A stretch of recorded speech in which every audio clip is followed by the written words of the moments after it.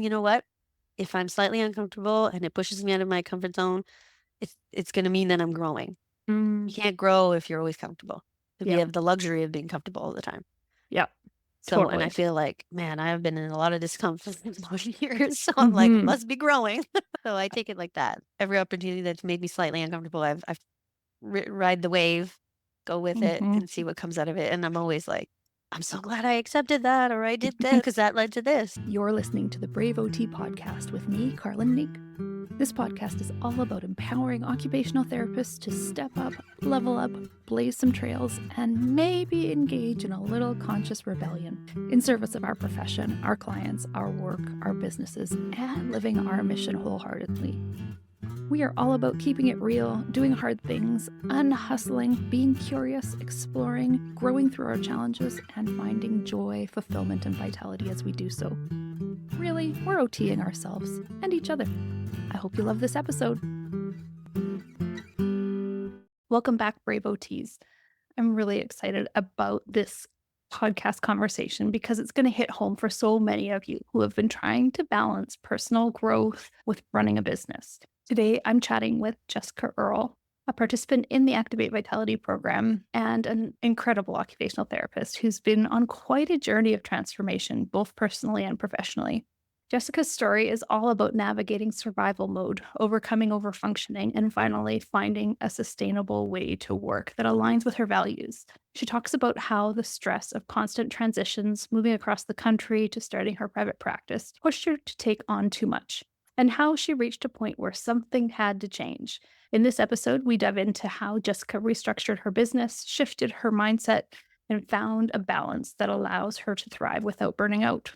If you've ever felt like you're on the burnout train or struggling to find that balance between your personal growth and your business, this conversation's for you. Today's episode is sponsored by Jane, a clinic management software and EMR. The Jane team knows that when your workday is spent providing care to your patients or clients, it can feel like there aren't enough hours in the day for the rest of your admin. This can mean that scheduling appointments becomes an after-hours task, turning what should be restful evenings into extra long workdays. That's why Jane designed user-friendly online booking, so you can give your patients the freedom to book their appointments at their own convenience, whether that's after hours or on weekends. Patients can also manage their appointments, fill out intake forms, and enable text messaging and email reminders from their secure online portal, which saves you from having to do it manually. To see how Jane can help you reclaim your evenings and weekends, head to the show notes for the link and book your personalized demo. Or, if you're ready to get started, you can use the code VITALITY at the time of sign up for a 1-month grace period applied to your new account. Hey, Jessica, welcome to the podcast. I'm so excited that we are finally doing this. Hi, thank you. I've been listening to your podcast for quite some time, and this is a surreal moment. Thank you. We've been working together. I looked it up. August 2021 is when we first had our first kind of meeting before you joined Activate Vitality. Wow, you really have that set aside. I knew it was Well, 2021, but I yeah. had to go digging because I've used many different systems since then. I knew it's 2021, but Yeah, it just tells me in that moment because of when I found you, because I had already been doing my research because I'm a research person. you are. I need to like suss my options before I move forward. Yeah. And we had just moved across Canada Yeah. and landed in Halifax, Nova Scotia on the July 8th. So the Wow. fact that I reached out to you on the 21st, if we still hadn't bought a home yet, like we were still in the I was like, I'm gonna call Carlin. I remember there were boxes on many of the calls. You had babies in arms. You're like, all I can do is work from my phone with one hand at this point. And I'm like, holy That's cow. true. Yeah. Yeah, that's true. That's bananas when I think of Mhm. that. I'm like, what was I doing? Survival mode to its best. You were totally in survival mode. And that was it. There was that transition across country. There was also your husband transitioning out of the military, which is hugely disruptive in terms of identity and all of the things, right? Mhm, And then you going, okay, I'm a military wife. I reestablish mhm, myself everywhere I go. But you were going back home too, right? Back mhm, to the mhm. Maritimes after being away. What was that like for you? Highly stressful. The excitement kinda takes over. Mind you, this was, like, the heat of the pandemic 2 and moving across country with 3 little ones at the time. The baby was like 2. So Right. the fear and the survival state was very much real at the time. So it was almost like it was heightened, but I was used to the chaos because every time you relocate, being from on the West Coast and then moving to Winnipeg and so forth, like it's just survival. Like you just go with it and you just take it day by day. And when I think back at it, I'm like, that's just crazy times. Like, how Yeah. did I even get through that? You had no It's choice. What else would you have done? yeah, it's you just sink or swim. And that's obviously I can't sink. We have a little kiddos. We're trying to transition. Yeah, it's And pretty you stressful. And you were moving in doing a the lot of trailer, right. Yeah, yeah, yeah. just buying a Totally. travel trailer. I Hmm. remember distinctly too that while trying to navigate stress in your nervous system, you were needing to co-regulate for many other people. There were your Mm, kids, your husband, your clients that you were mhm. holding. You were doing a lot of emotional work. Yeah, and it was fast forwarding. Like everything was on fast forward because when you get the message that you're moving, it's not like you're gonna move in 5 months. It's get ready. It's maybe 2 months, and then you have to get your house ready. And I'm Yeah. homeschooling at the time because I just had a baby, Yeah. so I'm mat leave, and the pandemic was pretty scary out there. So in Manitoba at the time, it was either you do your own thing or you bring your child to school. And I was like, I guess I gotta figure it out. Which Mhm. was great because it leads me in these different directions, not all the time that I wanna go in. When I come out of it, it's like, "Oh, that was a really cool experience," and it Mhm. showed a different side of me. Because I Mhm. know I'm a fairly resilient person, have to Yes. be You with have the to be. lifestyle that I led so far. Yeah. But yeah, being able to lean on each other, like being Mhm. with your husband and he's going through it, so he Yeah. knows, and Yep. he's dealing with way more because it's so much more impact on his end. Yep. And then my fear was luckily each time we moved, I was on mat leave, so you have EI to Mhm. feel like, okay, that's gonna help me. Mhm. So I can just keep going with the flow. Our international people, so in Mhm, Canada, we get 1 year or a year and a half of mhm, government paid leave, maternity mhm, leave, or we could split mhm, it, do paternity and maternity, and we get paid a portion of our income by the mhm. federal government, which is lovely. So that's the EI program. Yeah. Yeah, and I just took the year part Yeah. because depending, and we didn't know we were moving when I chose the Yeah. year. Probably, maybe I would have chosen a little longer, but Mm. it is what it is. We moved, and then knowingly, okay, my mat leave is the EI is running out soon. I think it was Mhm. October 1st. Mm. I need to get my ducks lined up here. I need to know what I'm Yeah. doing.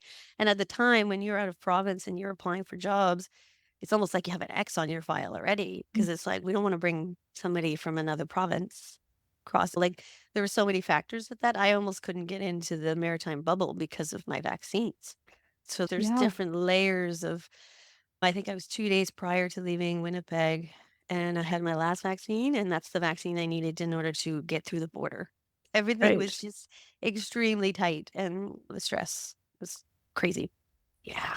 Yeah, I just like, I look back at all that now and I'm like, "That is just bananas that we Yeah. all had to do that," and we got through it, and we're all together, thankfully, that was the major thing. I wanted to Yeah. we're all together, we're traveling across Canada, we have this little travel trailer, we're Mhm. moving in a bubble. This Yes. bubble is moving, so And moving toward and your families, right? yes, That's yeah, yeah. so that was, like, another grateful thing is that we weren't, like, alone in our next destination, we were even closer to people. But Yeah. that in itself brought some interesting feelings because it's like I've Mhm. been gone for so long. Mhm. Now I'm like this outsider coming in because it's so foreign to me now. I'm like, I think I know how it works here, but I don't know how it works here.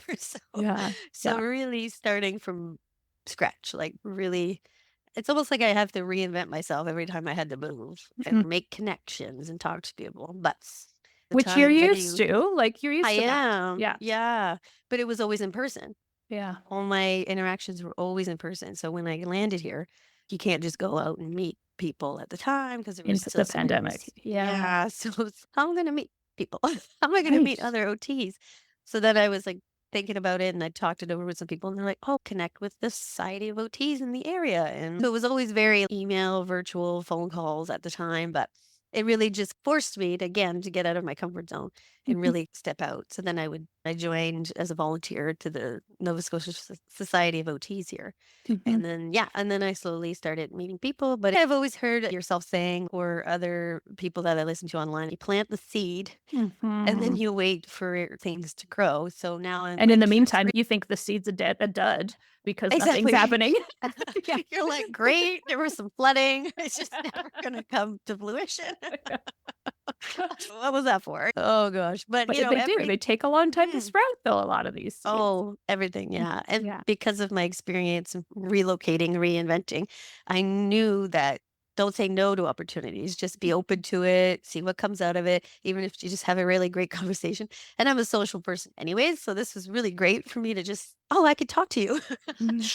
This is great, I just wanna, like, have a conversation." 'Cause you did feel a little bit like you were received as an outsider from away, right? Like that sense Mhm, of you mhm. actually had to convince people that, "No, I'm actually from here, I'm coming home," which, like, let them Yeah, soften a mhm. little bit. Is yeah, very much so, and I think the demographics were changing so much, especially with COVID and stuff. So even having my license plate from elsewhere Mhm. could be triggering for people. So it was very interesting. But they don't know that I'm from New Brunswick and I grew up the road. And my Yeah. husband's from here and Mhm. we're from here. Don't be nervous from us. That took time. And again, like once COVID could get looser and people were a little bit more open to that. So Yeah. luckily, that kind of shifted, but it did feel very lonely, and I was, like, really lost, and that's where I was trying to find you, Yeah. and then And that made sense for me because I was like, "You're an OT, you get it, like, yeah. you'll get this." Yeah. So it was like my clincher, and Mhm. then we had that conversation, and I still tell people to this day, I'm in private practice because I spoke with Carlin. I was like, "This originally stand there." And I was like then I was like, "I could do this." You could do this. Of course you can. I had 0 doubt. Like, your tenacity and persistence and ability to reestablish yourself in new cities gave me a lot of faith that for sure you could do this. But I think the biggest Mhm, challenge was that this was a very stressful time, and because it mhm. was hard, this is how I remember the challenge. Correct me if I'm wrong, but that there was that confluence of, like, that this essentially your nervous system on high alert. You're in a Mhm, perpetual traumatic experience, really, with mhm, the pandemic and all the transitions and holding space for loved ones and trying to establish yourself and then not being warmly received initially, mhm. which was like a little bit destabilizing. And so then Mhm, there mhm. came this as soon as opportunities would land in your lap, you're like, yep, let's do them all. I've got, yep, for sure. I'll do that. I'll do it. Yep. Why don't I do all the things? Yeah, that was interesting. Yeah. Originally, I was really bad at knowing, okay, don't agree to too much because then you're gonna feel overwhelmed. But again, like when I look back, and this is what led to our conversation today, is I look back and it was like such a scarcity, survival, greediness. So I was like, I need to work. And I want to work. I love being an OT, but I need to get on this. I need to work. And I was like, do I continue private? Because I was doing it over there. Or do I just stick it out and try to find something? And at the time, I don't think there were very many public jobs open too. Yeah. The climate for careers were pretty slim, and we Anybody didn't have want a a job. house. Yeah, there's And we didn't that. we didn't really I don't think we had this conversation. I didn't Yeah. have a house. Mhm, mhm. The stability point was I need my kids to go to school, like, they have to go to school in September, and Yeah. we're having this conversation on August 21st. Somewhere in August 2021. I don't remember the exact date, Or but s yes. around there, yeah. Yeah. The fact that I've moved in July and we've already had this conversation in August, I was like, "Wow, I was on it." Like, You were yeah. on it. Lack Yes. of sleep, I was on my phone, I was With the planning it baby out. sleeping in your arms. Yes, Yeah. because he wouldn't let anyone else He hold them, wouldn't. so I Nope. had to be the holder. Mhm. That 'Cause was good his times. world was disruptive. You were his steady, right? Of course. Yeah. Yep. Yeah, that's fair, yeah. Mhm. So there's just a whole lot of yeah. And when I think back, it's even now, I'm only as happy as my unhappiest kiddo. Like, I read that somewhere and I was like, "Yeah, that's true. Because if they're having a really bad day, Mhm. it's my low point. It's just Yeah. I coulda had a been great day, but then I feel like, Yeah. wow, I feel for them because 'cause I'm like, "That's not the days that I want you to have," kinda thing. Yeah. Yeah, not And knowing is fearful enough. totally, totally. Mhm, And I can see where that scarcity was like, it's just this sense of, okay, I gotta grab what I can. mhm, Resources are not necessarily going to come my way. Let's do what I can. And that often is how a lot of us start our private practices, right? We mhm, do the work that's available and then we can mhm. start to prune some. But I noticed you had a tendency to prefer to create new buds. All the time. Like, you're like, I have a shiny new idea. And they were great ideas, right? Like you've Oh got my goodness. so much expertise. You've got a different skill set too than the local OTs were used to, which was a little bit Mhm, disruptive at times too. Just nothing like, but a unique kind of skill set that wasn't as mhm, common locally. And you're like, okay, I can teach people this stuff and create some mhm, programs, and I could create some parent education. And why don't I have an Instagram that's educational and engaging and exciting? And what about maybe some PDF downloads? And mhm, like many OTs, full of great ideas and willing to mhm. just run with them, which I love Just about yeah. you. Yep. Action taker, a little too much. At times, it was much for you could just see there was just this engine, Mhm, right? Like, you were mhm. almost presenting like somebody with ADHD with that perpetual motor, except I don't think you have ADHD, I unlike could very many. well be, I don't know. I But still you're question it. but you're willing, you're persistent, you're willing to try, you're willing to do it imperfect, see what happens, and that's so Mhm, much of what I'm often trying to nurture in the other OTs, right? So where other OTs, I'm like, "Come on, go try just give it a try and see how it goes." For you, I was like, "Well, maybe I should slow just bring it back, Jess, just bring it back. down." That's that's just I laugh now, I'm like, "Oh, yeah, that's true." Because 'Cause you're like, "Okay, let's put some boundaries, Jess." I get it, but it was, like, still your reality, like, that internal drive was stronger than the logic of, "Maybe I should slow down." Oh, and there was also a big giant fire where you were displaced from your home for a long Oh, time. yeah, that was last year. But prior to that year, we Mhm. had this huge hurricane. Hurricane Right. Fiona came in and Yes. disrupted quite a bit. So there was a little bit of a blip there. But last year it was very sudden and it was the end of May, Yeah. I think. And it was sudden. It was just up the road and the biggest wildfire they've ever had here. And we were evacuated, well, in our subdivision for at least 2 weeks. Wow. So we were like essentially initially homeless. We couldn't find a home till like, or at least a place to stay for the night until like 10:30 p.m. that day. Yeah. So again, and then I was explaining this to my husband. I said, it's fascinating when I look back. It's like survival mode, and then I'm just trying to get my feet under me, and then it goes into survival mode, Like, and literal it's like crisis again. literally run. There's a fire, Yes. which My is family actually is threatened. Yeah. yeah, Yeah. yeah. And when it was so sudden, I didn't have any. I had a shirt and shorts, and my purse.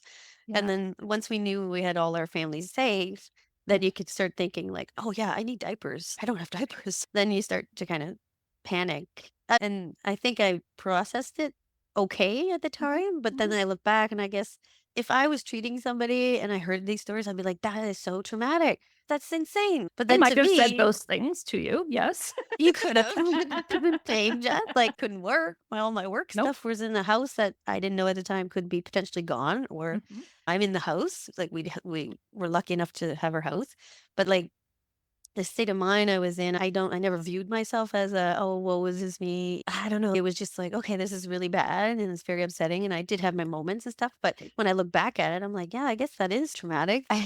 Like I'll say that to somebody that was really intense, but I'm Mhm. not that kind to myself as I would hope to be. But Yeah. yeah, I think the But clincher too was like the survival and the scarcity mindset just went into overdrive because I was legit unable to make income. And I was like, this is not long-term sustainability. yeah. Not that you anticipate a massive evacuation, but I need to think differently here. I need to maybe do things differently. And you're the It's been breadwinner of the family. Certainly, you have your husband's pension, I'm sure, but that oh well, you're the one he's making the money. the it's still in that rotation. He's the primary person. For me, I'm just starting my career. He's just finally we're able to be in a location where this is your chance, Jess. This is your time. Because he felt for me every time because I had to end everything. I always Mhm. had to quit. Or it's never because I just didn't want to live there anymore. It's because legitly because his work required us to move. So Yeah. he would always feel terrible because he's, man, you love your job and now you have to end it and move and you don't know what's coming, like the quicksand unstableness kind of Yeah. thing. And it just felt interesting enough moving in the last few years. This transition has felt very even more unsteady than all the others because of like the hurricanes and the 2 week evacuation and like, the madness that comes with all that. It's jeez, like just want to hang out and chill for a bit. It's disruptive even in the stability of it too, that this isn't just a couple of years you're gonna be here, or who knows, but, like, the Mhm, idea is that we're settling down, and when you're accustomed to going to place, figuring it out, surviving, like, never having mhm, to actually, like, fully settle in, there's a little mhm, less pressure mhm. in some ways to sort it all out. There is, yeah. Now it's a this is it. Like, This is it. you're supposed to stabilize. Why aren't you stabilized and have that stable income and do all these things that your mind is telling you? But it's like, but the financial climate is so different. It's not everybody. When you leave high school back in the day, it was like you leave high school, you get a job, you just stay there and you get your pension and off you go. It doesn't work anymore. You No. still have to be adaptable and flexible and roll with the punches and then figure out, okay, that sucks and that didn't work well. Let's try this and let's see if that works. And okay, let's hang on to this for a bit.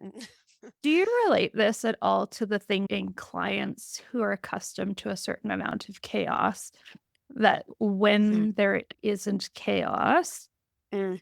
that feels scary, and so they might create some? Oh, definitely. I had this conversation the other day. I said, we, as a peds therapist, that in children, if their Yeah. life has been total chaos, this is all they know. They're wired for chaos. This is Yeah. my comfort zone, unfortunately. And Yeah. then you throw them too quickly into a regulated state, Yeah. which as a therapist, you need to be aware of and you know their history and all that. So you can't just throw them into a regulated state because then you're going to create so much disruption and they're going to find a way to get back to that chaos or create. And then it's not the solution. Then you got to think differently. And I was like, "That's totally us." Like, Mhm. that's us. We I think we so. go into chaos bowl, and then we just roll with the chaos, and then sometimes we'll find it, like, everything's going well, like, this was in the past too, Yeah. everything's going well, and then it's, "Let's just create a little bit of chaos. Up the ante. If it's a quiet day, why not go to Costco?" Like, you know what I mean? Or start a new program or go after a new revenue Right? source or Gosh. yeah, Yeah. when you've got a full caseload, right? Like you don't have more time, but you're like, "Oh, but I got these ideas." And whereas that's Mhm. the productivity achiever version of that Mhm. kind of chaotic kid, right? That sort of sense of, Yeah. "Okay, my caseload is steady, my caseload is full, there's probably a little too much, but I could throw this wrench in by creating Mm. something new." Mhm. Still Like working on that. That's not something I fully have solved. no, but there has Mm. been a big breakthrough recently. Just I Yeah. noticed you backed out of social media a couple months ago. Mhm. You took a step back from the group as well. Like you were coming, but you were like a little bit you weren't on because you weren't on Facebook too. You'd come True. to some group calls, but there was this Mhm. thing where you were like, all right, like suddenly there's this like much more zen Jessica who's, yeah, I let a bunch of shit go. And I had to, and it wasn't volitional initially. I was like I hit a wall, and if anyone's listening to be like, "Duh, that was Jamaine." We It didn't paint was that picture, but the picture looked like an achiever doing great in business, it right? looks Like, great. It's like the yeah, duck on water. She looks so yeah, good. She's yeah. got it all. How could she do it? She has 3 kids under 9. Like, She's a she's hero. I got and 3 jobs, 3 kids, I could do it, right? No problem. And then meanwhile, like, it was just pinging. But it's not good because it came so much into my personal life and it made me very cranky and dysregulated and just frazzled. And sitting with my husband, he's what this is not who we wanted to be moving back. There's another point of moving back. We want to be close to family. We want to enjoy life, have a different lifestyle. And so I was like, but I wasn't living the lifestyle I wanted or No, seeking or thought of. And I was like, this sucks. This is not what I want to do. And I was just like, and the mental load of when you see more people, you have to do more of the indirect stuff and it's yeah, heavy and it's backlogged. And it just, you don't realize the weight of it until you actually finish the report. You're like, that's done. That's mm, great. Now for the next one. and there's The 5 more. load. Yeah, yeah, Yeah. Like the hit that you get from crossing it off on the to do list, but then you know the to do list is 2 pages. yeah, And each point is minimum 1 hour too. Like, you already can see the load, and you just wanna either procrastinate to avoid it, distract yourself with social media, and just not get it done. yeah, And then, totally. obviously, it gets heavier the next day. So, I got really busy in July, Mhm, and I'm trying to be cognizant. I try to be physically present when my kids are going on the bus. I wanna be there if I have to drive my little kiddo to daycare. They're yeah. still very young, so they still physically enjoy having me around. They're just like, "Okay." Like, once they're Unlike older, my they're just teenagers who are they don't like, want me around once "Why they're are you older. here?" And that's what I said. I was like, "Why am I, like, disregarding this time unintentionally? Like, why am I making this so much more chaotic now when maybe later they want nothing to do with me because 'cause they're older, and then I have all this time Yeah, compared to now." So, anywho, I hit a wall and I said, "You know what? I am done." My worst point was like, "I don't wanna be an OT anymore. I'm done." And I was like, "Who is this person?" I was like, "I never said that for once in my career." And now I'm done. I don't want to do this anymore. I know something has to change. And then I was like, I can't blame it on anybody. I literally created this chaos, this ball of chaos is my doing. So I was like, can't play the victim, Jess. This is yours. You did this. So then I was like, why am I doing this? Why did I totally see 3 people that day when I didn't need to see nobody's telling me to see 3 people that day. Yeah. I'm not in a hospital setting. I work for myself. That's the beauty of you hear the romance of being an entrepreneur. You work your own hours. You do all these great things and you're supposed to smile and like drink your Mhm. coffee and Mhm. well, that's not me. Like why but that's what I want. That's the whole purpose of being the design your lifestyle kind of thing. We all left jobs that expected a lot of us to start private Exactly. practices so that we didn't have to do that, and then we do So it to ourselves. but then I went and did it to myself, like, Yeah. because I knew it was the scarcity taking control. And Yeah. when you have the scarcity mindset, it was like, I should take that client, plug them in right there. I'll do that here, and I'll get that done. And that was my rhythm. Da da da da da da da, da, like, and just do more. And then I'd crash, and I get really cranky at the end of the day. And that's not cool. Nobody wants this version of me. This is no good. So then I thought, huh, if I don't need to see so many people a day, then how would that look if I Mhm. wanted to change it? So then I thought, okay, what drives you? It's your Mhm. income. You essentially, everyone's got to work. You got to Yeah. make money. This is why you get into maybe starting your own business or you work for somebody. At the end of the day, you need to make money. So I Yeah. was like, all right, how much do I need? Monthly, like legit, like gross income, figure it out. Yeah. Say you need 4,000, let's just give or take, without taking all the taxes and your driving and stuff. And then you're like, okay, 4,000 a month. That's $1,000 each week. If I want to work 5 days a week, that's $200 a day. I'm like, I work private. I can bill for $200 a day easily. If you Yeah. actually break it down, If you saw one client and did some adjacent task to it, that's your $200 right there. or you do one session and you Mhm. write your notes, and that's just the bare minimum. Yeah. So you're like, okay, what if I did have one client a day and I got Mhm. the notes done or the report done? Like, what would that? So then I started adjusting my calendar. All right, I'm gonna give this a go because if I don't at least give this a try, like, I know the other road was gonna be I'm done. Like, I just wanna do something else. And it's like, I work so hard and I enjoy what I do. Do I really wanna just walk away kind of thing? Because I know for sure I'll regret it. I Yeah. was like, "Okay, all right, I'm just gonna strive for $200 a day, 200, 250, 300. You make your number, whatever works in your mind kind of thing." Yeah. I was like, "Okay, easy peasy. I can do that. One Yeah. person a day. I could do that." Yeah. And then I started doing it, and then it would be like a full intake when you first initial assessment. And then I did the report that day and I did all my invoicing. I followed up. I everything that you normally do, but you've spread it out over time. And I got inefficiently it. task switching between various clients and various tasks that reduces efficiency, right? Whereas you're like Oh yeah. thinking about one person and I all of just your thought about that details. one Yeah. family and I came home and I tried to do my visit in the morning and I just plucked away Yeah. and I pretty much got 90% of it done. I was like, all right. And normally I don't send off stuff right away. I review it a following day with a different set of. So I did that and it's like, I got this done. Huh. It's like, this is a new feeling. Like, it's a Yeah. lightness to it. And I was like, check mark on my to do list and everything that was done, all the pieces that went with that file. And then I thought to myself, within 24 hours, this family had everything they needed within that time span, within reason, right? Mm. Sometimes things waiting on results from an assessment or so forth. Sure. But I was like, okay, the quality of that, this quality was one of my values for providing services. Yeah. Because I was starting to see my quality go down and irking me. I don't like this. This is not what I want to provide. Yeah. So then I was like, okay, I totally gave them top quality. And the fact that if I was the recipient of that, I would have think, wow, she literally worked on my file, just thought about me in the last 12 hours or 6 hours or whatever, and Mhm. everything was done. Mm. And I forwarded that. And I was like, that would feel like a cool thing. Like being the recipient of that, I was like, that's neat. That's what you go for private services for. Yeah. Obviously, there's wait times for people and whatnot. But when you access a service, you're like within time range you expect it. And the Yeah. speed is supposed to be a little bit more efficient. But I'm like 24 hours in, boom, That feels good. build. Yeah. And some days I was billing 300, 400. So it was above the baseline I was looking for. So I was like, this can work. I can make this work.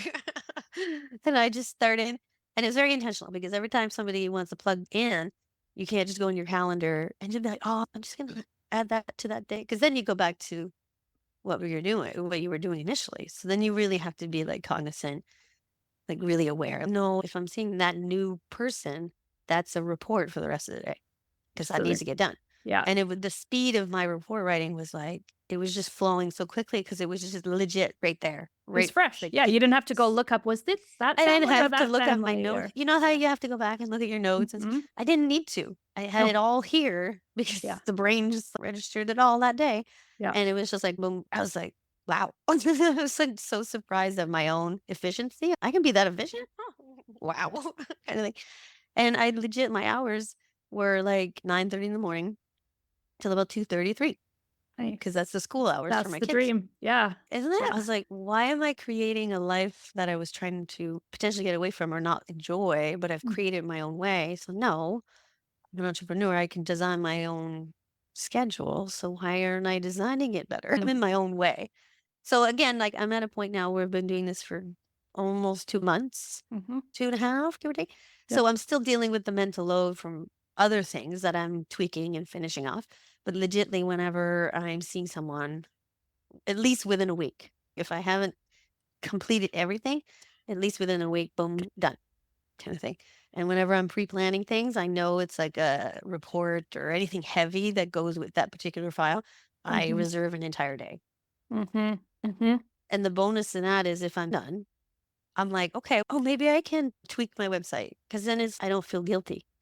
It's Right. not, "Oh, don't do that. That's not an income-driven task. That's a $10 task." Like, I didn't need to think about all these things that you read about and hear about. Okay, so what if Canva is something I can delegate? If I find joy in it, Yeah, isn't that the whole purpose of designing your lifestyle? Is who totally. cares? Like, I met my quota for the day based on Yeah. my own needs kind of thing. But there's that shift too that because you of a year or 2 ago would have gone, "Wow, I got so much done in a short amount of time.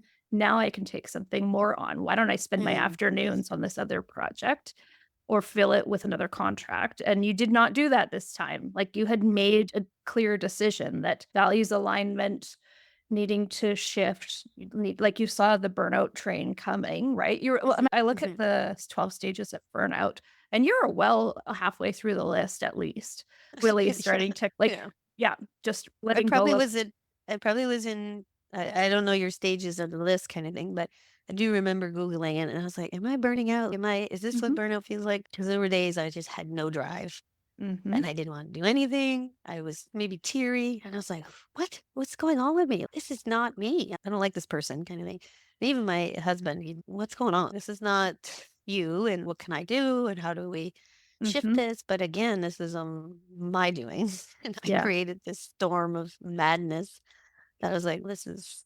And, like, to give you some grace and compassion for that, like, that was your nervous system, right? That Mhm, was the mhm, situation, and that was what you were accustomed to, right? That this mhm, and so shifting from that, I wanna make sure that there's kindness and compassion for your drive and that it has mhm. served you well time and time again to pick up Yeah. and go and be willing to do and thrive in a chaotic situation. And so not blamey. I'm not blame. There's Mhm. no blame. No, and I know people do it, and like I could see them, and I see me, and I'm still fixing this. It's not totally solved. I can still fall into these little crooks, like, no, why did I do Oh, that to yeah. myself? But I'm highly aware of my stuff now, like compared to before, Yeah. and I feel confident now, knowing that I know there's going to be work out there because the numbers always tell me, Yes. like, Isn't it feel amazing how math can actually be so comforting? regulating.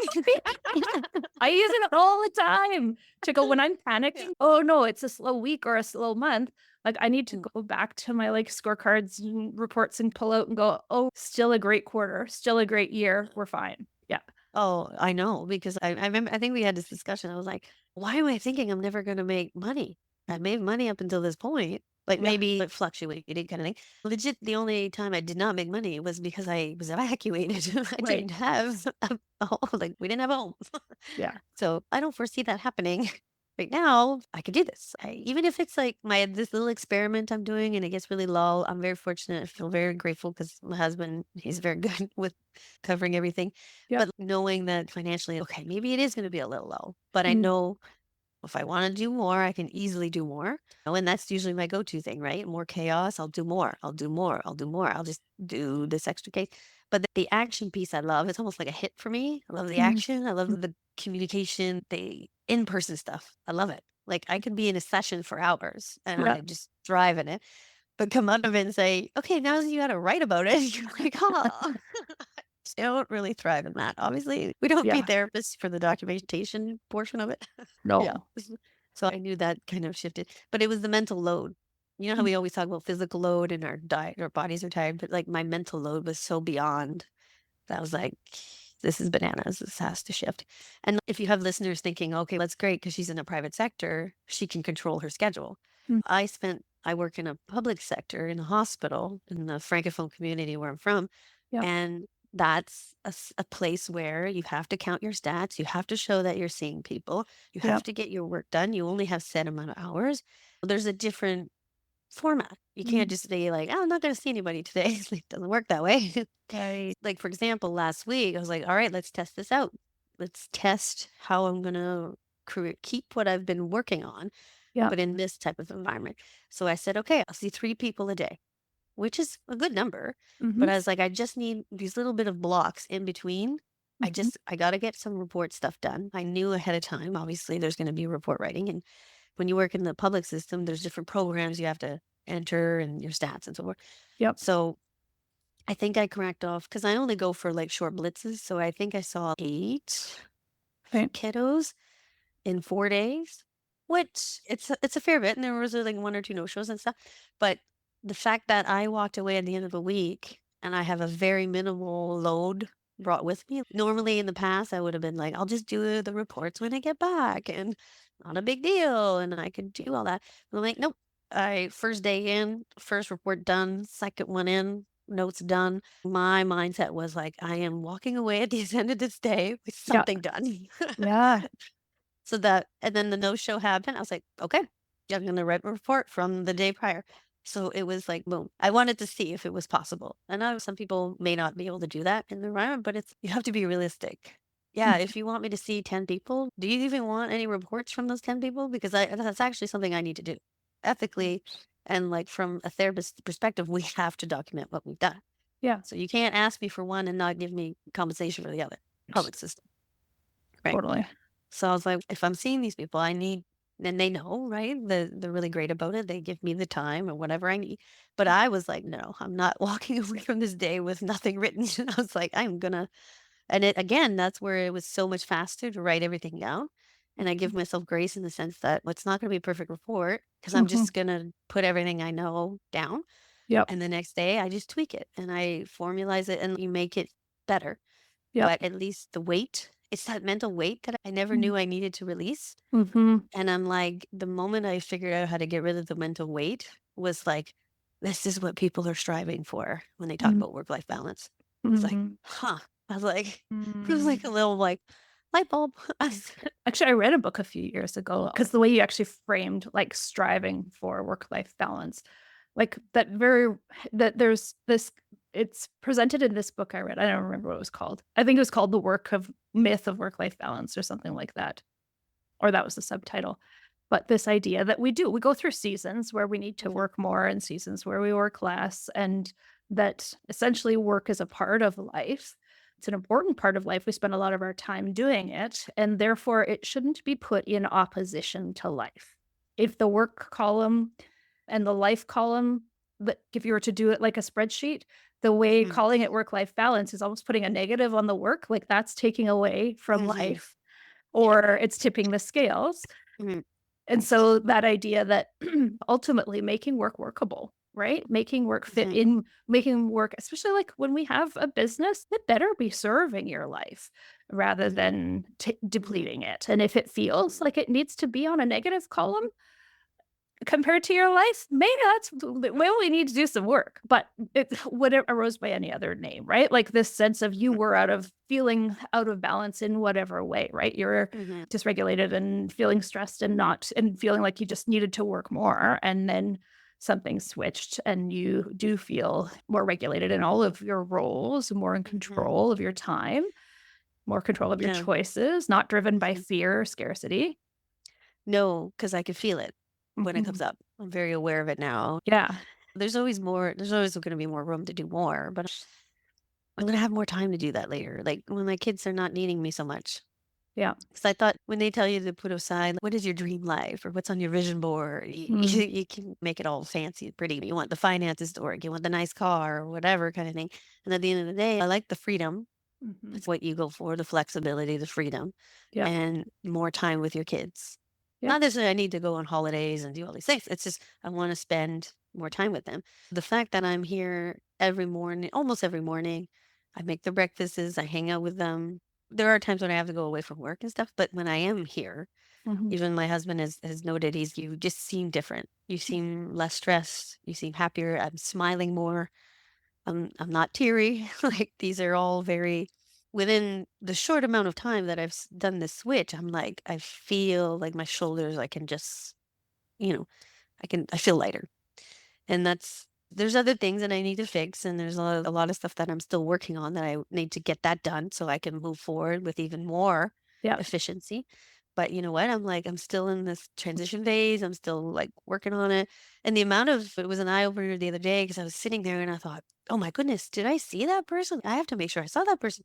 And I go in the file, my note is very well done. And I was like, oh, I did see this person. And I was like, oh, I did do the report. But my mind was so baffled that I'm like, how could you not remember? Because I always remember, because that's what you have to do if you don't do your reports. You just have to lock in that information and hold on to it. And then I didn't realize that I had done everything I needed to and I let it go. And that was my release. I let it go. I did my portion. If they need to connect with me, I'm happy to connect. But my brain was like, did you make sure to see them? It was just Mhm. like a panic mode. And I was like, oh, I did do my job. I did do it. And like, wow, I did feel lighter after that. It was just like an epiphany for me. Because then I Yeah. felt, wow, good for you. That was a really good note, Jess. You Yeah, did yeah. a really good job that day. That's really cool too to think about this whole journey of yours. You talked early on about planting seeds when you're establishing your business, and sometimes it Hmm. seems like some seeds aren't growing and then they sprout Hmm. later. I feel like that's a little bit of your journey with Activate Vitality, that Hmm. there was this sense of you came because you knew you needed this Hmm. intersection of personal and professional development. There was starting Hmm. a business and you did your research. You could have gone to some people who were like straight up business coaches, Hmm. but you chose to come to me who's gonna look at you as a whole person in your business I needed an and OT. and so yeah, even though I'm actually not an OT in this role, but yes, totally No, again. but I needed your mindset of OT. Totally. And but also there's OTs who do straight up business coaching too, right? And so the difference with Activate Vitality is that in our program, we're really working on where it is the internal stuff is driving the habits, stuckness, fear, like all of those things Mhm, that are influencing how we're engaging in our businesses. And so we're working on that outside kind of product of the business, but also a lot more on the inside stuff mm, where that sort of there was a few years of that hustle persisting. And I'm dropping seeds, you're learning, you're coming to calls, like you're showing mhm, up, and then boom, like you had an epiphany, right? And it's not from not working on it all along, but mhm, something shifted and like those seeds sprouted that mhm. things research and be like you're not just doing this with me, you're doing other things in your life to work on yourself. But yeah.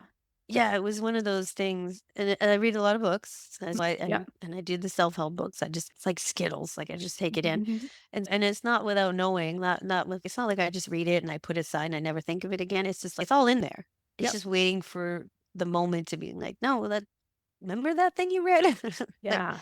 I could use that kind of thing. And the repetition, right? Sometimes we just need repetition. If they've heard it 5 times, but now for whatever reason it clicks. It's like on the Yeah. 6th time it clicked. Okay. I mean, if everything worked the first time, geez, we'd save ourselves a lot of trouble.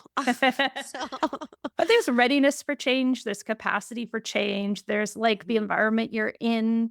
There needed mhm, to be enough proof of concept that could create some safety for you that you could actually believe. And then things settling and your family settling and your home mhm. settling. And now you actually have the mental space to shift how you like see the world. What? Yeah, this is the thing. I feel like this is what they've been talking about this whole time about the entrepreneur lifestyle and I get it. You have to it's not without hustle. It's like you can't No. avoid Yeah. working. You got to work for it. And by all means, I don't feel like I've reached a stage where it's I'm good now. Even though I work for a clinic downtown here, I provide services in another province that especially Yeah. where I'm from, in the hospital. So I still very much enjoy all these hats I wear. It's just I'm now Yes. in a better place to being like, okay, those are too many hats in one day, Jess. You need Mhm. to pick a hat, get the Yeah. hat done, like over and Yeah. done with, and Yeah. then move on to your next one.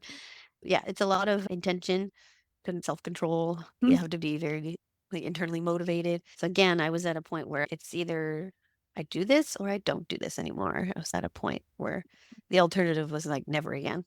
I don't think I'm ready for that quite yet. So I have to try this road.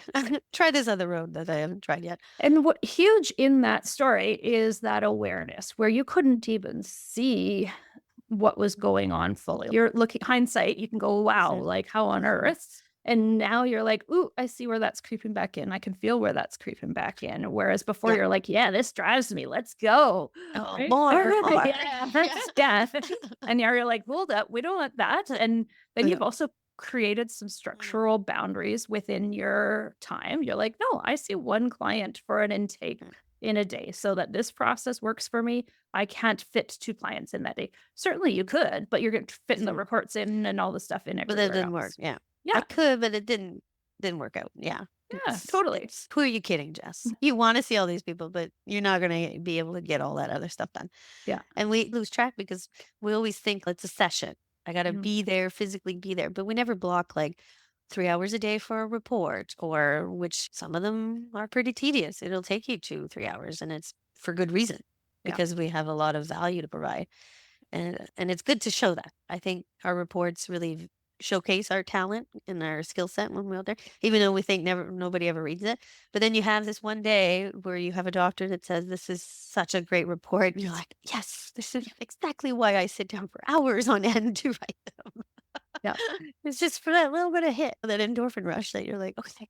But at the same time, it's I have this information and I need to write it somewhere and I need this family to know this. But it's for the benefit of that's the service you're providing. It's so that the school has the information or the And do you doctors know and things, so and if you're working with pediatricians or other like the best marketing is to let the other professionals who are seeing your ideal client know the work you're doing. And so I mhm. often encourage OTs who don't even need to write reports to send a report every so often to the doctor if so Oh, that mhm, it's marketing, right? Like, don't even charge mhm, anyone for it if you don't want to, right? But that idea mm. of them knowing that, wow, you do all of that? I had no idea. I can send more people your way. Oh, okay, good. Fair. Yeah. Yeah, no, fair. I never even thought of it that way, but when you've worked in the public system, like I did at West, it's you just have to get the report done. That's just part of the package deal, right? And Yeah. in the private sector, you were like, okay, I really need to get this report done. But also there's people don't wanna pay for the report and your Yeah. time, and let's I wanna see you. That's why I'm coming to you. I wanna see you. My college and my rules of work is that I need to document what I'm doing. Yeah. So then, okay, how do I get more efficient with documenting when you don't want the report? But I still need to get paid. I still have Mhm. a family. I still have bills and just like Yeah. everybody else. So Yeah. it's just really being it's a little bit more like energy consuming when you have Mm. to go down all that. But you plan for it. If you can make way in your calendar. But it's again, it's like habit stacking. I Yeah. couldn't just do this and it's gonna work for me right from the get-go and it's gonna be so great. Like there's gonna be no hiccups. Like that's just land and Yeah. that's unrealistic. So I had to really every day being like, nope, remember you didn't finish that report within the 24-hour window. Get on it. Now I'm trying to So remember, did you come to the financial workshop in Activate Vitality? it was who was teaching it? Me. Was it you? Yeah. You? Okay. I've been to a few, but I can't remember that one. Again, So my shift is social media. I took social yeah. media off my phone. I'm Yeah. not off of it, but it's off I reduced the accessibility. So now I have Right. intentionally have to go into social media, and obviously I don't do that very much. And I don't even remember exactly when it was. Oh, July.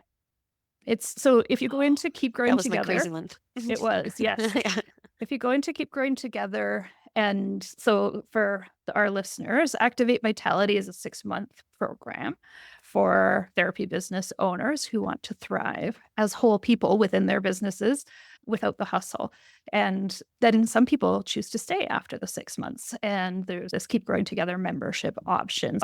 I keep adding resources and workshops. So we've been trying to do these quarterly business reflections. And the last one I did, instead, we called it a financial workshop. And it was very much what you did, Jessica, that whole Mhm, idea of let's break it down to the math. And how can I find comfort in knowing my numbers? Because I noticed that mhm, some members were not even looking at the finances of their business because it felt too bleak and scary and hard to mhm, carry on, or hard to see that, mhm, oh my gosh, I'm essentially getting paid minimum wage when you break down how much I'm working versus how yeah, much I'm being paid. And so that's good to look at too. But mm, one of the things is like stripping it back to, why did I start my business? And usually mhm, there's some qualitative reasons about flexibility and control, and some financial efficiency too. Like for me, it was mhm, that I wanted to be flexible enough to like volunteer at school with kids, be at home when they're home, and be present when they're home, and still maybe earn the same I would have earned full time, but in part-time hours. That was my yeah, goal. And I lose sight of that goal sometimes when I'm like, ooh, but it could be all of this. mm, and mhm, then I the start shiny. yeah, I Yeah, start to lose track of, "Oh, I'm still winning if I'm meeting that initial goal or mhm, approximating that initial goal." mhm, But that idea of stripping it back to, what do I actually need financially? What do the numbers tell me? Like, how can I look at the numbers and mhm, zoom out sometimes too? So I created a basic spreadsheet for us to have a monthly breakdown so that when we're panicking about the phone not ringing for a while or having a few discharges at once, we can go, "Oh, what? Yep, still good." But so it was interesting because it was around the same time you were doing similar work. interesting, yeah, because they'll pop in and out of the program, right? So I'm Yeah, like, "Oh, yeah, yeah, I got time today," and now that my schedule's a lot different, that's gonna be a little bit different for me, so I'll be able to pop in more, yeah, but I think everything you just mentioned, you said that over the years. It's I not have. without me not listening, it's in Totally. there.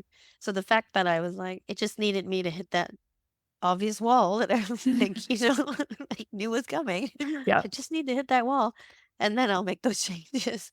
Yeah. So that's It was unfortunately, time. yeah, It was time. yeah. We often do need that. Like, often it is a Mhm, burnout can sometimes create a health crisis that makes us stop in our tracks, which we don't wanna get there if we can avoid it, or a mental health crisis, or just something out external happens and we're like, "Hold up.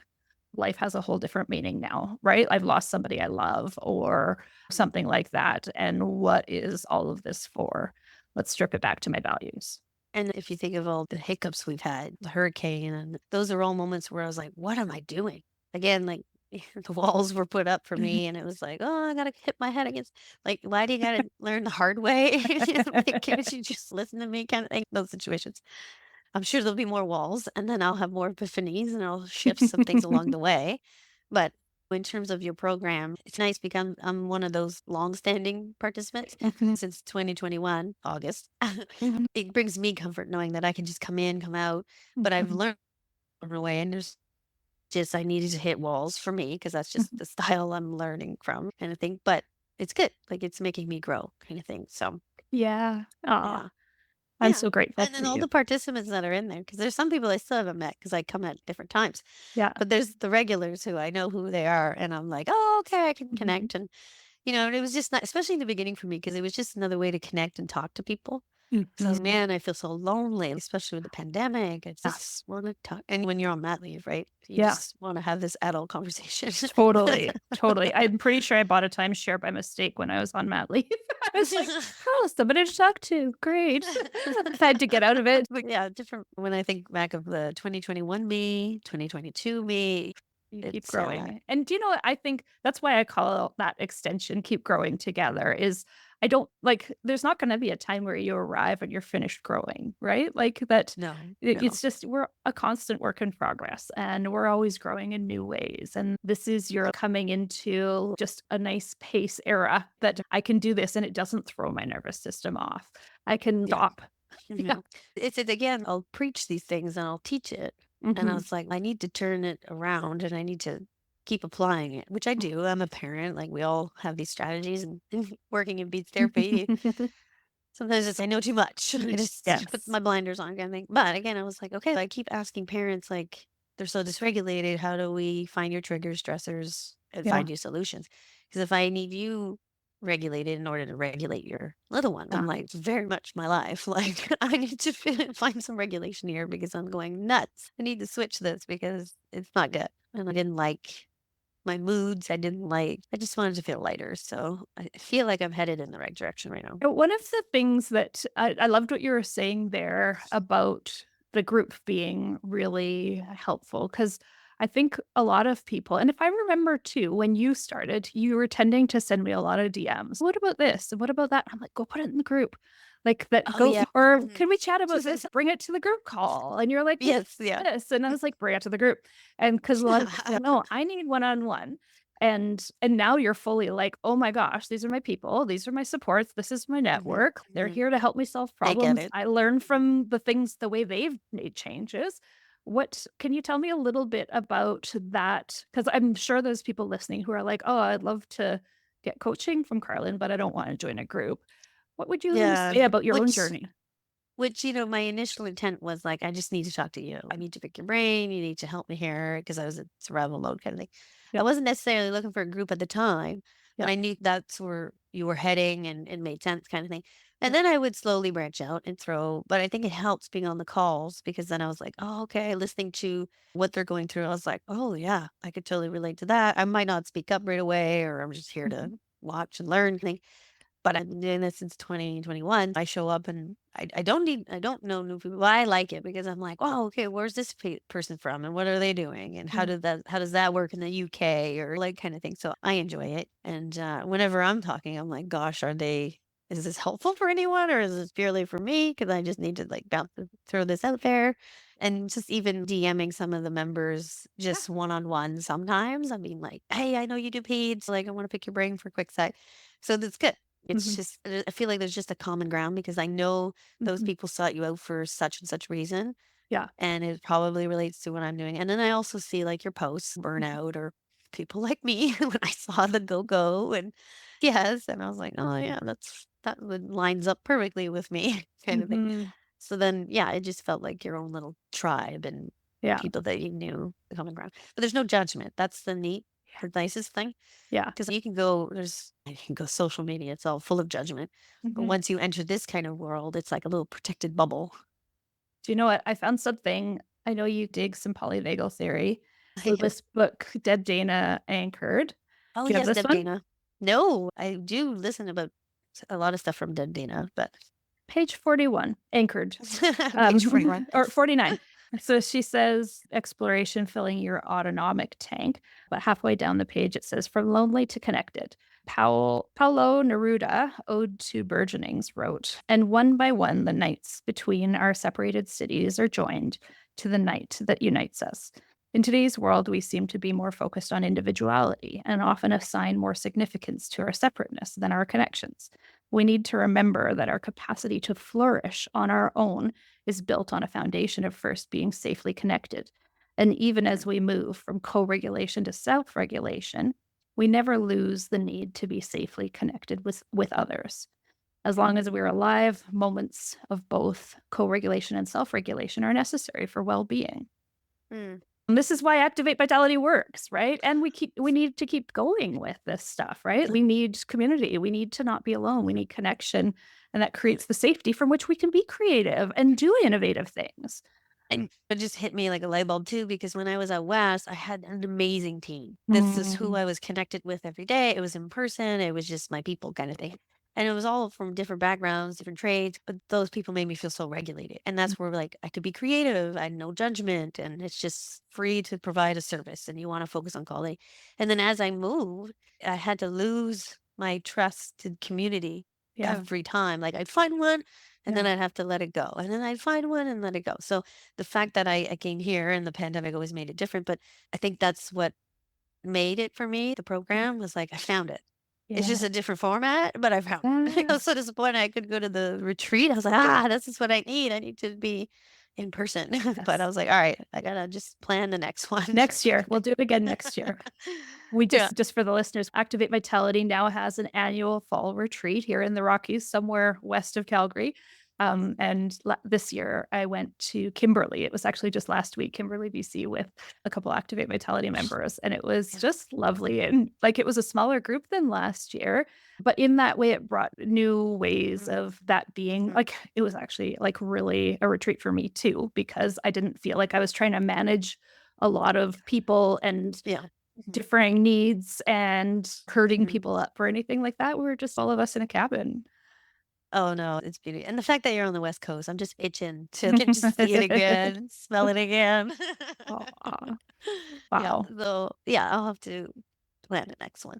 But again, like, that's even though I don't have the in-person one like I used to on the Mhm. West Coast in Manitoba, it's okay, I found it. I found it in a different way, but Yeah. it still meets the need kinda thing, and then obviously you sweeten the pie because you have the in-person stuff, but Mhm. it's just yeah, it's been good. Because now every now and again, I'm like, you know who to talk to about what, but it's like, who am I gonna talk to about that? Ah, I got my group. I know Yeah. the timing, I have it in my calendar.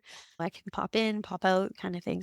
It's quite And it might be nice to start to think about a regular rhythm to come, even if you don't have a question, because you're identifying in here this need that community was a gap.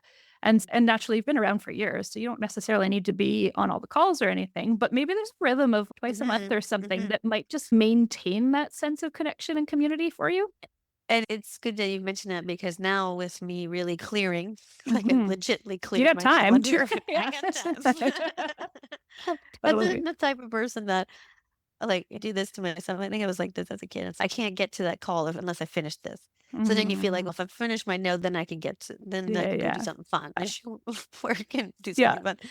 So it sweetens the deal for me because I'll be like, I'll be super efficient because I was like, I got 1 hour before this call starts. So then Mm. you just put your blinders on Might as kind of well thing. finish this thing. Yep. Totally. Exactly. So, We got to meet in person in oh yeah. Halifax this year, which was so exciting. So I was at the CAOT conference and you were able to come for one day. And we got to meet in person. It was so good. And what I didn't expect, I thought was hilarious as we're walking around the displays and talking to Chatting. people. You were like, "Oh my gosh, do you know what Carlin does?" And then and you were this wingman where I was like, "Oh, like I probably wouldn't have even Unintentionally. chosen." Yeah. Yeah. Do you listen to the Brave OT podcast? Because oh, here's this, she's got stickers. Yeah. They're like, Carly, where's your stickers? I was like, wow, I need to bring a Jessica everywhere with me. Oh, that was too funny, right? Yeah. It was so impromptu. I was like, let's just walk around. And it was just, again, conversational. I'm so conversational because I'd be like just jabbering and like, and obviously you introduce the person next to you, right? And I'm like, oh, this is Carlin. And then it just snowballed from there. Hilarious. Well, Because and most people you're want to know home why too. you're connected. Yeah. Like, how do you know Carlin? She's Yeah. out in Calgary. Like, you're Yeah. over here. And it's, let me tell you. Let me tell you. Let me Let tell me you tell you. all about our history. It's very unusual. It's not the typical road, but yeah, I was really I'm glad I could make it that day. So, Me too. Yeah, I'm so grateful. So grateful. It's so funny to meet people that we've spent so much time and had deep conversation with and then meet them in person. I found mhm. too, I met so many people in the last year or so where I'm like, oh, like I expected our heights to be different than I True, expected to be true. shorter or taller or than you or whatever. Yeah, it's so Yeah. funny. Oh, yeah, it is true because yeah, it's such a weird feeling. Like you're just so used to the digital version of you. Oh, you are real. Of course, you're real, but your mind is just like processing it for a minute. Yeah, exactly. Yeah. But Love it. you're the type of person where I do that a lot times with people. If I find my people Yeah, and I could just jump into a conversation, but it feels like I've known you for a long time. It's just one of the, oh yeah, and then this, and then it's just so casual. So totally. yeah. I certainly didn't task you with that. Like it was an organic Yes, thing no, you were you didn't excited ask me. about. Because you told me later, you're like, "Oh my goodness." Should I pay? Oh my gosh, you're a walking billboard. Well, the funniest Great. was like, "Where's your stickers? I need more of your stickers." I didn't print enough. I did not expect my stickers to be so popular. The scanner, the scan code. Yeah. Use a scan code. So what I did for people listening, I printed stickers, just like a circle sticker of the Brave OT podcast, thinking, okay, that's the thing that more people will recognize me for. But that could be like a business card. So what I did was I put my name, maybe my email address, and then a QR Awesome. code. And I ordered another set of stickers as address labels with that. And I just stuck them on the backs of all of the stickers so that I could give out the sticker and it had me on That's the flip brilliant. side. That was good. Good timing. Very last minute though, ordering it like fixing it all up on Canva, and then sending it to Yeah. Staples in Halifax while I'm on the other coast, and Oh my gosh. Yeah, that's intense. Not knowing I was gonna give them out so freely.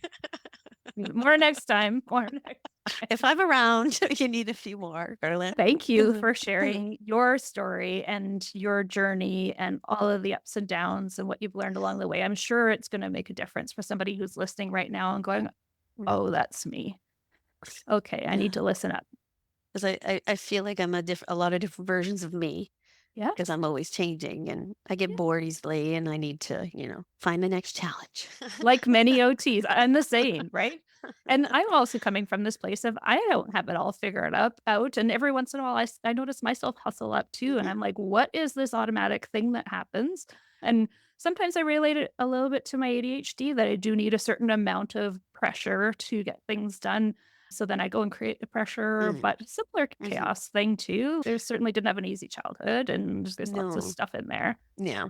Yeah, Yeah. when I find being an entrepreneur, it's all your stuff comes up, and you're like, Yes. and it was already coming up as a peace therapist. If there's any other peace therapists listening, yeah, you start evaluating your stuff. Like you just think everything through, and you're like, oh yeah, I am a little bit more sensitive, or I am. You'd start teasing it apart, but not in a judgmental way. More like I'm a curiosity.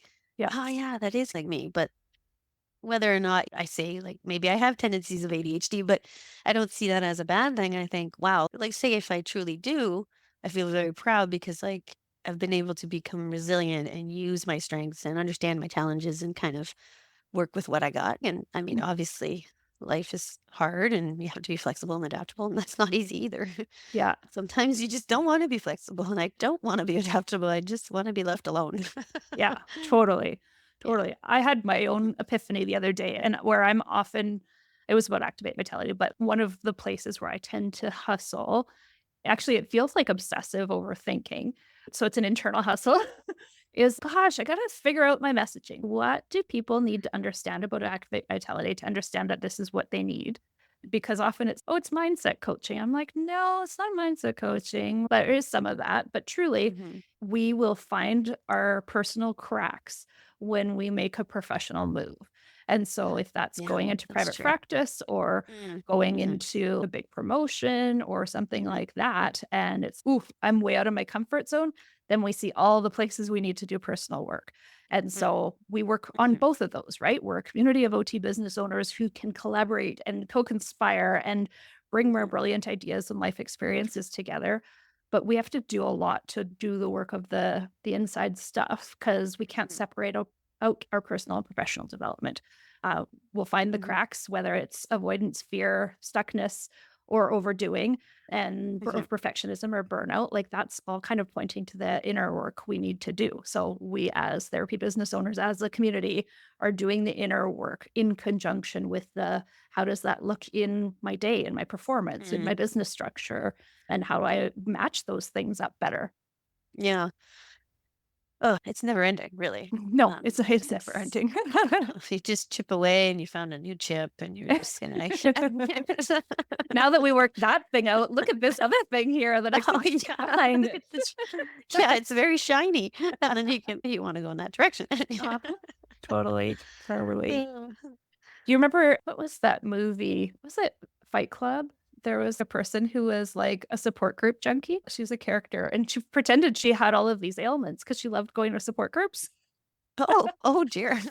And I think about it, I meet a lot of OTs who are personal development junkies, right? They're like, True. "Oh, I Yes, wanna I read can't do all that. this." I Yeah, need to do a certificate or I yeah, need to read the book before I even contemplate talking. Yeah, yeah. yeah. Wait, it's not a crux. It's not No. a hindrance because it's like you wouldn't have gotten to where you are unless you were that type of person being like, no, I should do a Totally. course and learn more, which is good, right? You need to Yeah, know what you're doing and you need to be certified to legit private provide a service.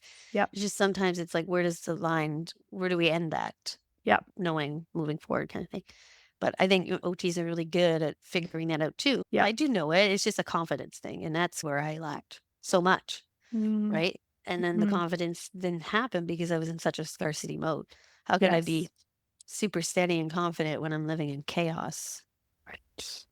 Mm. It's been nice to see you like this. It's been I nice to know. see Do you you all see the along. difference? You I probably see the do. difference too. Like she's smiling, she's Totally. here. Huge. inner, like, because it presents as achievement, it presents as tenacity, it presents as courage, it presents like all of that Mhm. when you're hustling. There's so Mhm. many good things about it, like that you Yeah, way to go uh, you. yeah, Yeah. like it's worked for you so many times. It's Mhm. being Mhm. reinforced as a behavior, right? Mhm. It's what's Mhm. been necessary to get the job done so many times. And often it presented with, "Yeah, I know, but" yeah, but, like, a lot of yeah buts. So it's, "Oh, what about this other thing?" And maybe that, and I'd say, "But you have a full caseload. Do you actually need more clients?" And you'd be like, "Yeah, but there's this other thing, and and that's not, and this could be better." And I was like, Yeah. "Yeah, I get it." Like, there was just this Mm. urgency about everything, and it Mhm. was hard to pause and think about the possibility of something that's a little more settled for you, because it Mhm. wasn't possible at that time perhaps, and now it is now. No. Yeah. Yeah, it's certainly with all the hard work and the Yes. the connecting, and I'm very proud of myself because everything like blends together. I got here because I made that connection and that blossomed into this. And like it all has these connect the dots kind of thing. And Yeah. it always tells me like I'm really good. I just give a go and I tried this even though I thought this might not go very well. Like Yeah. or nothing comes from it, or you just jump. You jump Mm. is what you do. You just Mhm. take action and Yeah. Yeah. where you're like, "Slow it down, Jess, Yeah. bring it back." And now you're taking new action, right? Like, you're just Yeah, reorienting that energy differently into a different and priority. it's not without me saying like, "Oh, I just never take on new things," or No. I don't get caught." It's just recently it's, "I have this new opportunity and I'm really curious about it, but I understand that maybe I have to slim down something else to make room for this new adventure that I have no idea from." Because if I look back at all the history, it's if I would have never jumped or at least said yes or been curious about anything, I would never be sitting here. No. I don't It's know true. what I'd be doing. So It's I'm like, true. okay, I got to give it some room to grow and see where that stems. And if it doesn't go well, then, I know what to do. Like history Totally. tells me that I know what to do. I just have to History tells you. just trust myself kind of thing, which is One not of easy to do. No, totally not. Mm, One of our recurring posts in Activate Vitality in the Facebook group is like celebrating boundaries. And so I change mm, the graphic for it from time to time. And for a long time, it was no makes way for yes. And so, mm, like, yes, like mhm. it's great to take on the new things. What did you say no to? Or what are you going to say no to make room for that? Yeah, yeah, and that's a no now that if I keep saying yes and I don't make any other shifts, then obviously I'm gonna hit that wall again that I keep Yeah. talking about. Yeah. I don't really wanna hit a wall. Let's just, skim it back. But that's the whole point of being in an entrepreneurial side piece. It's just knowing that you do have more control than you think you do, Yeah. Totally. and just give Totally. way to your schedule and just having, and I think you might have mentioned it too, but just take a look at it from a bigger lens. Totally step away. If you have to put it on Post-its, just Mhm. take a bigger lens and then make sense of it and figure out what is the true stressor. Like for the And I longest have time, it's really money, big right? Post-its. Oh my gosh, those are huge. They're Where 11 did by you get 11. those? Amazon. Oh, of course. Amazon 11 by 11 posts, but I will Okay, often that scares me. when I'm working stuff out, I will have these all over the wall. I'll lay them out in my bonus room with these, and all the other times I've done this deep dive reflection and whiteboards, and Interesting. my family walks in, they're like, This is scary.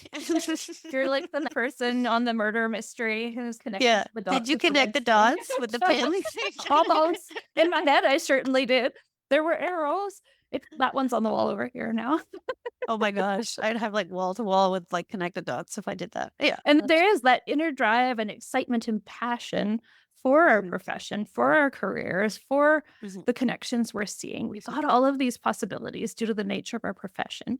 And when we can use that power for good and not deplete yeah. ourselves, we could do really cool things Oh, and just it's kind of, amazing. yeah. Even just being in the group, say for example, if I'm not even going to say anything, it's I hear what someone's working on or Mm, what they're doing. It's like blows my mind because growing up, it's not something that was like a possibility. mm, You get the typical job and then you stick with that typical job and yeah. don't mess it up. Don't screw it up and then keep Mm, it. The fact that I can write an ebook and I did write an ebook and I mhm. did put it out on my site. It's like, huh, I didn't know I could do that. And it's just like the slow builds, like the slow confidence builders. So Mm. yeah. I think it's a fun way for people who are wanting to start something and don't know where to start. Like, once you have a way to make money, once you Mm, can accept money, maybe you've set yourself up as a sole proprietorship, mm, maybe you've got a website, maybe a social media platform, and you could be like, okay, why don't I try creating something? Is it a workshop? Is it a ebook? Is it a something? Mhm. I can put it out in the world. I have a way to accept payment. And even like sometimes that can simply be like signing up with something like Calendly, where you can Mm. set up Mhm. appointment people to book an appointment and they have to pay for it. Yeah. That's like a simple way where you don't even have to have a landing page or a website. You could just be sharing that link Yeah. for this one workshop or session. And once they do that, they can start to experiment and Mhm. see what grows. They don't have to be like, okay, a private Full practice commitment. must have a Mhm. building, a website, business Yeah. cards. Let me Yeah. just start seeing where if I could make a little money. Mhm. Take Mhm. that one client that comes up that maybe Yeah. I'll see them on a Saturday, like just to get started and go, okay, maybe I could do this. Yeah. Yeah. Test the waters. Mm, If you don't do it, you never know. yeah. Yes. Totally. Mhm. We should wrap this up. I have some last questions that I ask everybody. What does being brave mean to you?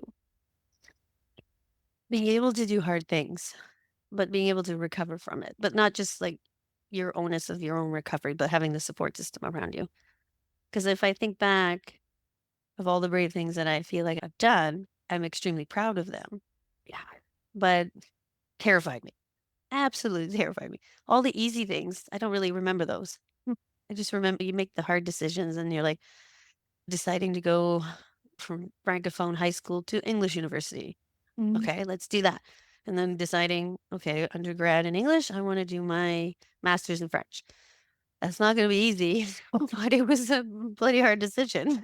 yeah. Like I was like, it's going to be so hard, and I know it's going to be hard, and it's going to really like test me, kind of thing. But I'm Mhm. extremely proud I did it, and I'll always remember those the hard decisions, kind of thing. And usually the hardest ones is because it's going to make you uncomfortable. Yes. Yes. And that's such an important theme because so many of us encounter the scary part and go, "Oh, because it's scary, I'm not brave. I don't Mhm. have the courage because look at all my fear." And it's actually that's the defining factor. If there isn't fear, Mhm. it's not brave. But it's also being able to reflect on you did do hard things, Yeah. so you're capable of it. Mhm. And was that thing harder than what I'm trying to decide to now?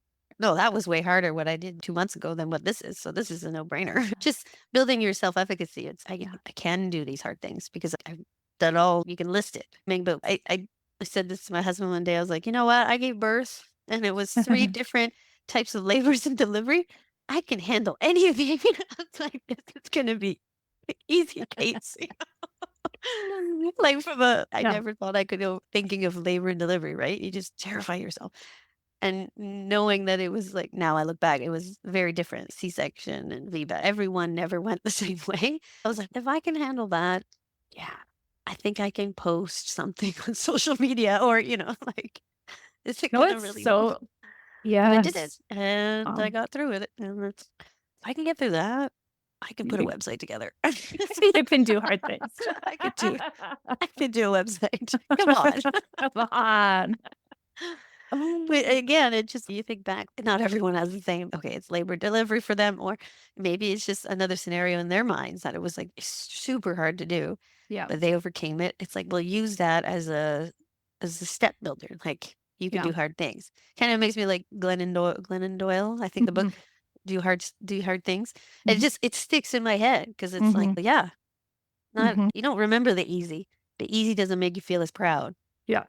Yeah. Mhm. It's so true. What's something brave you've done recently? Brave that I don't I feel like I've done a lot of things recently, but I think reinventing myself here Mhm. because it hasn't just been once, it's been many times. Mhm. I put myself out there. I don't just provide service in one province, I do it in another. I Mhm. provide it in another language. These are all things that make me uncomfortable in slight ways. Presenting, doing webinar, like everything, those things.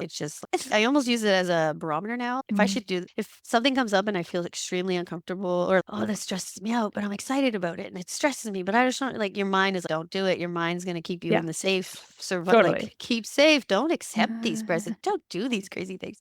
Yeah. No, because in the past I've done these things and they turned out to be pretty exciting and I'm very proud of it and the self-efficacy of I could do it. So that kind of overrides it now, being like, you know what? If I'm slightly uncomfortable and it pushes me out of my comfort zone, it's gonna mean that I'm growing. Mm. You can't grow if you're always comfortable. We Yep. have the luxury of being comfortable all the time. Yep. So, and I Totally. feel, man, I have been in a lot of discomfort in most years. So I'm like, I Mhm. must be growing. Yes. So Totally. I'm just growing all the time.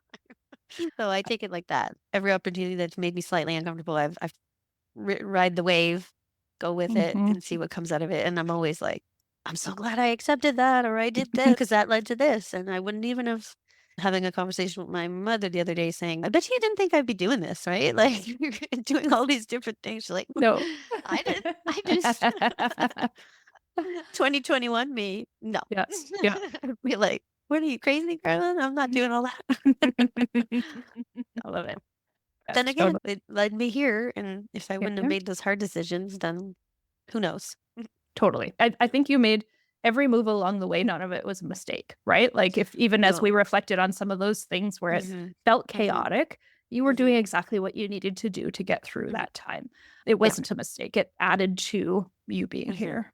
And I especially with my oldest son, when I did my first ever podcast, and it was terrifying me. Oh my gosh, I don't know what to do. And it was downtown, and I said, "Do you want to come with me? Mommy's really nervous." And he's like, "Why are you nervous?" And I was explaining the Yeah. premise of this. He's, "Oh, okay." And he says to me, "Mommy, you can do hard things. I know you can do this." And I thought, "Oh Oh. my gosh, gonna break my heart here." And so I did it. And I come out and I said, "Buddy, I'm all done." And he see me smiling. He's like, "You did a hard thing." He's like, "You Oh. did it." And I was like, "Oh my gosh, if I could just model, like, you could tell your kids, like, you can do hard stuff and you can do it. But if you don't say, okay, this is a very big obstacle for mommy, but I'm going to Yes. do it.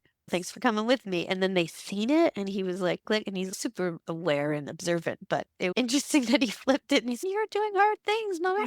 So Aw. proud of." And truly, your Yeah. actions speak so much more loudly than your words. So by Mhm, actually mhm, doing and communicating that, 'cause so many people think they need to hide their pain from their kids. And mhm, no, when mhm. you can show them, like that's the stuff that he's going to remember that part. Yeah. He had Yeah. already clearly integrated it because he was able to Mhm. pull that out as an appropriate resource. I know. It's like a photo I seen on social media eons ago, and I'm a big reader, and the kids see Yeah. me read. I'm always got a book in my hand, and they're like, "Oh, I wish I'd get my kids to read more." And one of the captions was, "Don't say it, do it." Basically, just read all the time, and they'll see you reading. They'll Mhm. be like, "Well, maybe I should join in, or at least recognize it. It's in their face. I'm not telling you to do it. It's just something I do." I And then love it that. sticks longer. So it's, yeah. I love that. And because a lot of us do read on our phones or listen on our Mm. phones, but it doesn't have the same modeling effect because we could just No, as they well be just scrolling on TikTok. They don't know. Yeah, it could be a social media hit. Yeah, yeah. They physically see the book and they're like, "Oh, Yeah. she's at it again. She's reading again." My mom sure likes to learn. Yeah. But I use it as a regulatory strategy too, right? Reading Yeah. brings calm. So if you see me reading a lot, it's because I'm calming myself down. Good, good. That's Yeah, perfect. That's yeah. a great strategy. Mm, How yeah. would you like to see OTs get a little bit more brave? By working together, Mm, being and bringing the awareness of that. mm, Like we don't all have to be in our own silo. Like mhm, we have so many cool things. Like OTs have such amazing creative minds. mhm. And to be like, it's like the group. I would never have known that. Like who's doing what over here and who's like chatting with someone in Australia. Like never in my life would I've been thinking, I'll just chat with OTs all over the world. Never would I've known. But No. just being the openness, like the willingness, even if you're not going to learn anything or you're not going to change your way of doing it, it's just being open to it and being like, oh, that's so cool that you're doing that over there.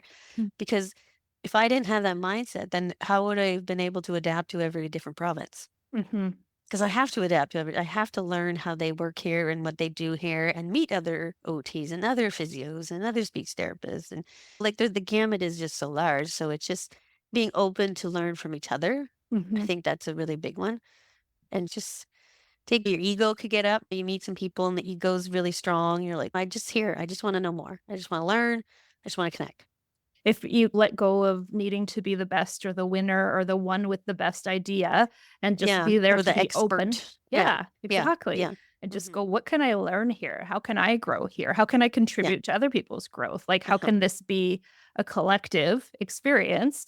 Then we're all mhm. better. Our profession's better for it. Because every time I've opened myself up, which it's always worked to my benefit because it's good to just meet other people and new things, but it's opened me up and learn from each of them. Mhm. I have unofficial mentors everywhere. They don't like You I've do. just soaked everything they've had because they've been doing it for so long and I just want to learn from you.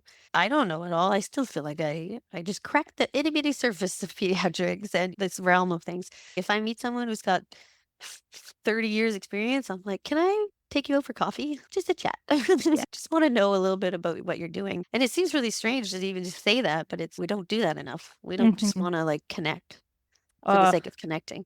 yeah, Yeah. I like that. And I like even Yeah. how you framed it as, "Can I take you out for coffee?" Because so many people are like, "Can I pick your brain?" And to me, that always feels Mhm. so yucky, like, you just wanna take from me. Like, that Mhm. idea of, Mhm. "Can I buy you coffee? I really love what you're doing." Totally And different framework there. completely different, same Mhm. outcome, but it's yeah, one kind of is a little bit Yeah. more generous. And the onus too, if I'm taking someone out, I wanna buy their coffee. Yeah, yeah. It's just something minutia. There's a set amount of people that I know that I bought their coffee for, and I wrote it down on my phone so Mhm. that if I see them again, I'll have it ready, and I already know what they have. So it's just something that I've 'cause it's and I felt it the other way around. I took out a new grad, and she's, "Oh, can I buy your coffee?" And I was like, "You wanna buy me a coffee? Oh, sure, this is great." But I was like, "Wow, like, that's really kind of you to wanna buy my coffee." Yeah, Yeah. yeah. But then right away, you're open to hanging out with this person. You're like, "Wow, you really put me before you," just slightly, just Mm, for a tiny bit, yeah. because you really truly just wanna help. You just wanna connect is basically the premise behind it. Totally, totally. Mhm. And I also encourage people to charge a consultation fee sometimes too, right? If that Mhm. feels like a stretch for you. And I think that's a thing too. But I would probably be more inclined to send a person my here's how to book a paid session with me if a person said, "Can I pick your brain?" Yeah, if Than it's if straight, like, professional, like, purely, like, I just do it because 'cause I'm like, "Yeah, I wanna hang out for a bit." yeah. Yeah. Totally. Yeah, yeah. Totally. I love it. Mm. And my last question is, where can people connect with you? I know you've stepped back a bit from social media, but if somebody had True. a question or Mhm, something, what's the best way to mhm. find you? I would say Most the easiest way now is just my website, yeah. be www.newleafoccupationaltherapy.com. Okay. I have all just basic info, but there's like a booking chat with me for just a free chat kind of thing. And anyone can just book a time and then it's already set up. They pick the date and time and it's They could whether send like you a Starbucks gift card by email, ah, buy you a coffee. I'm putting it out there to the people who like my coffee. We will chat again soon, but do come to a call sometime soon. Yes, I have it on my calendar. Thank you so much for having me. It's Thank it's you. this is fun. I enjoyed Yeah. it. Thank you so much for joining me and Jessica on this episode of the Brave OT podcast. If her story resonated with you and you're struggling with overfunctioning, burnout, or simply feeling like there's not enough time in the day to do it all, I want to remind you that you don't have to do it alone. Activate Vitality is now open for enrollment, and recently we've shifted away from always being open to only accepting new clients during specific periods. Right now, you can book a no obligation clarity call through to the end of October to see if this program is a right fit for you. Activate Vitality is all about supporting OT business owners to thrive both personally and professionally without the hustle.